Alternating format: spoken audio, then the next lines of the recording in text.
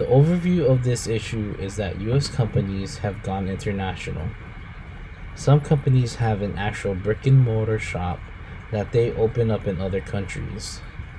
Other countries have their operations set up internationally where they hire workers from that country to produce their goods.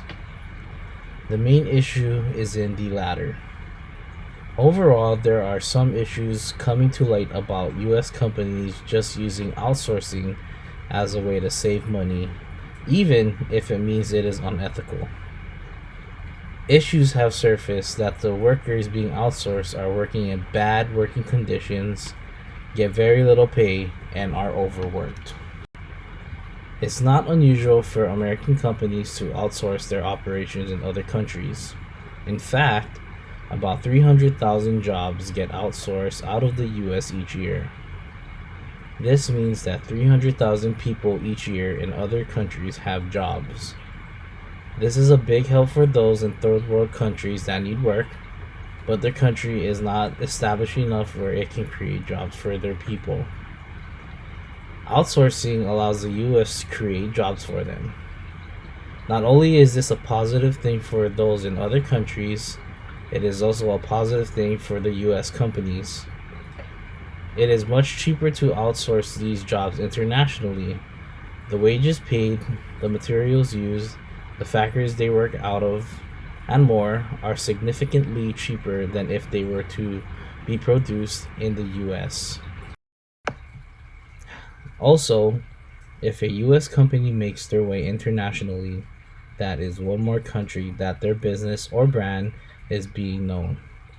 This will help the company create brand awareness and overall impact their business positively in a financial way as well.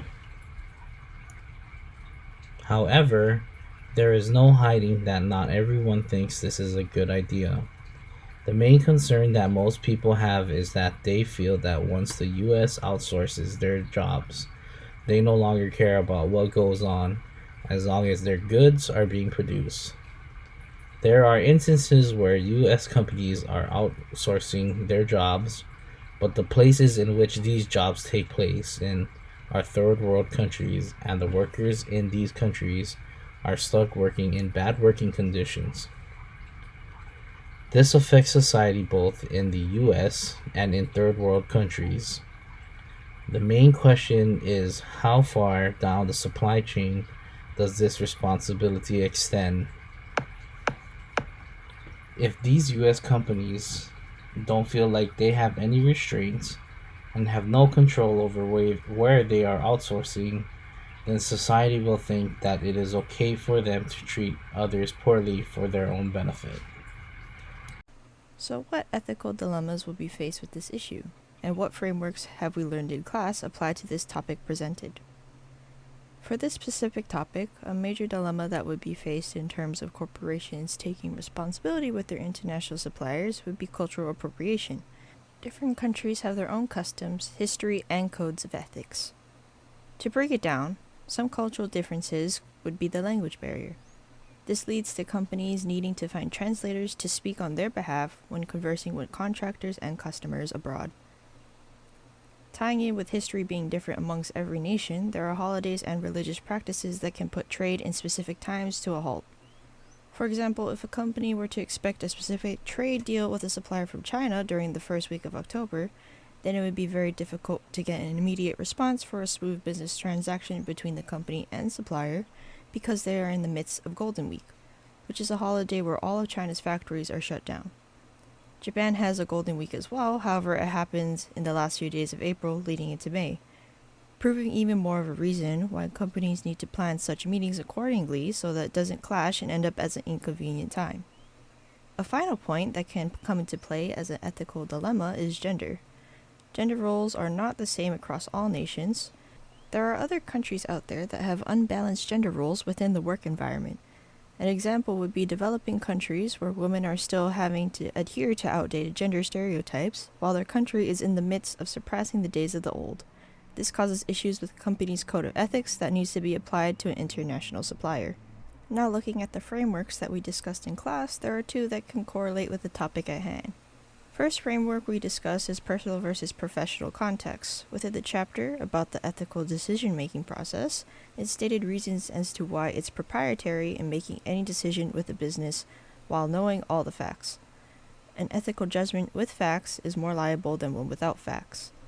To look at this framework in the case of the U.S. taking responsibility for international suppliers, companies stationed in the U.S. need to take into account analytics research by their supplier's location.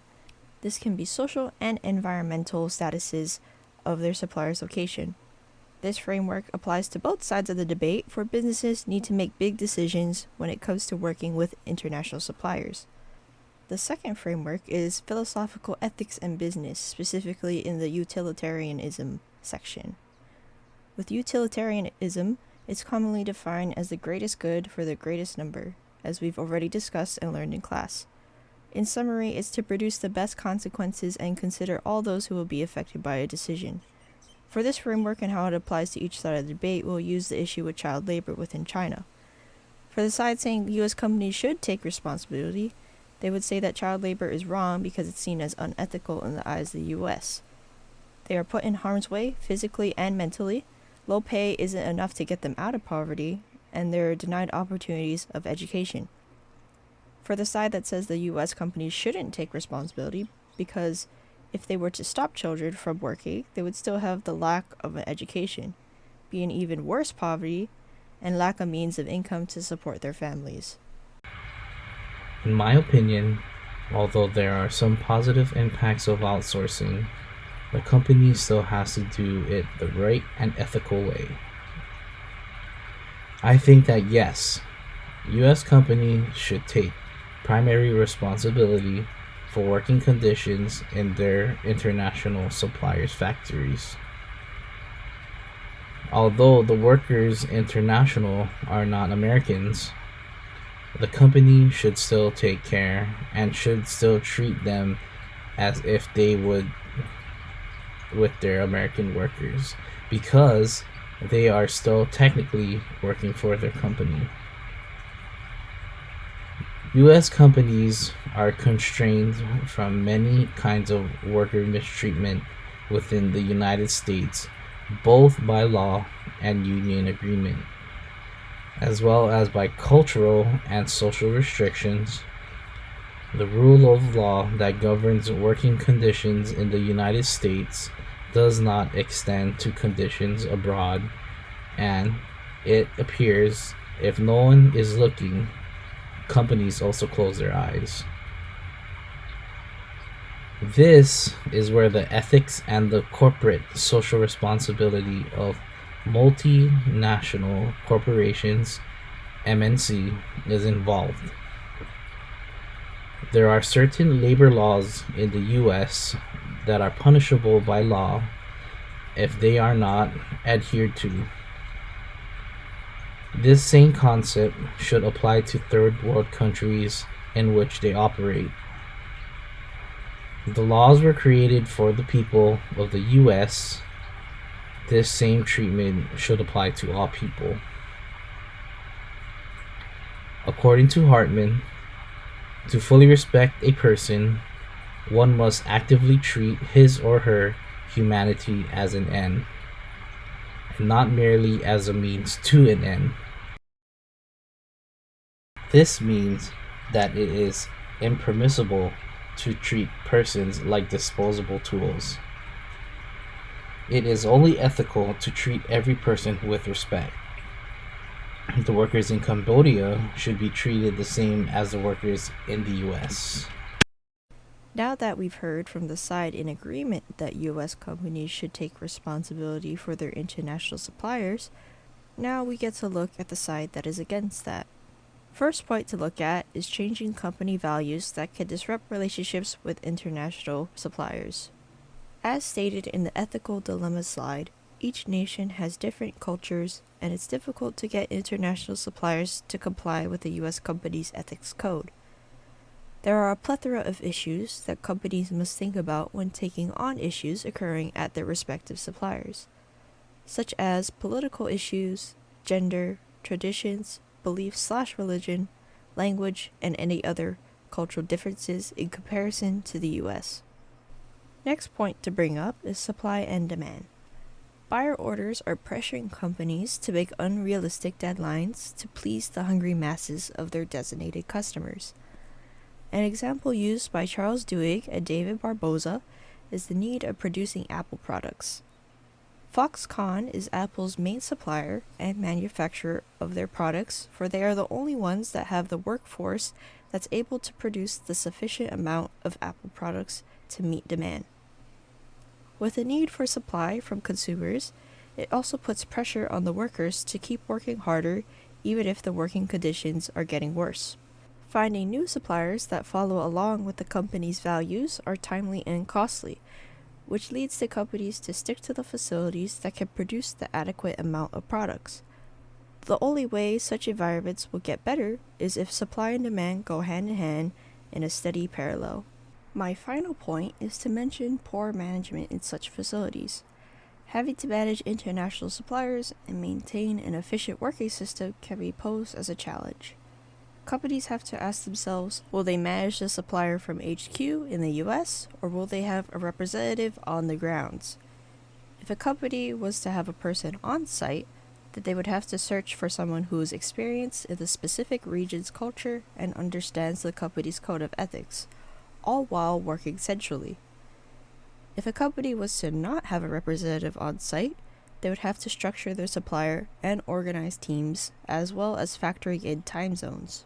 There are many steps needed to proper management for international suppliers that U.S. companies can't jeopardize the time and money for. There are many things that must come into play when organizing the international management system of their suppliers. Again, the main concern of this topic is the ethical of it. If the rules in one country have restrictions on labor and there are punishments when those laws are violated, those same restrictions should be applied everywhere else that the company operates. Those laws were created for the benefit of the people. Although the laws were created in the US, those same laws and that same mindset of protecting the people, the workers, should be extended to the people, the workers in third world countries, or anywhere else that the MNC operates. Most would argue that U.S. corporations should hold accountability for mistreatment and abuse in their international factories, but overall there are other factors that come into play when such companies attempt to undertake the issue. We must also consider that suppliers are viewed as their own company in their own right and cannot violate human rights because they don't have a brand that is well known, or because they are small, or they are located in a country that fails to enact and enforce laws that protect its people. Either way, it's difficult to ensure that international suppliers would be compliant with codes of ethics that the U.S. companies wish to implement to all their facilities.